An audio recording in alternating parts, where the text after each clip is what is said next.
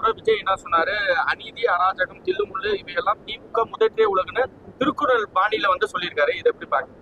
உயர்நீதிமன்றம் என்ன பதில் சொல்லியது அவரை பற்றி என்பதை பார்த்தாலே அவர் எவ்வளவு தூரம் ஊழல் ஒழிப்பை சார்ந்தவர் என்பதை புரிந்து கொள்ளலாம். காரணம், உயர்நீதிமன்றத்தில் அவர் தன்னுடைய வருமானத்தை மறைத்தார் என்பதற்காக 1.5 மிக அளவுக்கு போட்டிருக்கிற அதற்கு அபராதம் போட்டிருக்கிறார்கள்.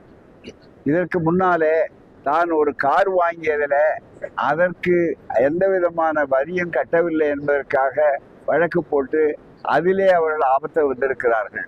இந்த 2 போதும் அவர் எவ்வளவு ஊழல் ஒழிக்கக்கூடிய சக்தி வாய்ந்தவர் என்பதும், எங்கே அராஜகம் இருக்கிறது, எங்கே அநீதி இருக்கிறது என்பது தெளிவாக தெரியும். எந்த கொள்கையும் இல்லாமல் இதை இன்னமும் அவர் அரசியல் நடத்தவில்லை, ஷூட்டிங் நடத்தி கொண்டிருக்கிறார். ஆகவே அரசியலுக்கு வரும்போது அவரை பற்றி பேசலாம். அதுக்கு மேல் அவர் பேசக்கூடிய அளவிற்கு, அதுவும் எங்களை போன்றவர்கள் பேசக்கூடிய அளவிற்கு அது உரியதல்ல. அந்த அளவிற்கு அதற்குரிய தகுதியும் இல்லை. நன்றி, வணக்கம். அப்படின்ற மாதிரி சொல்லியிருக்காங்க.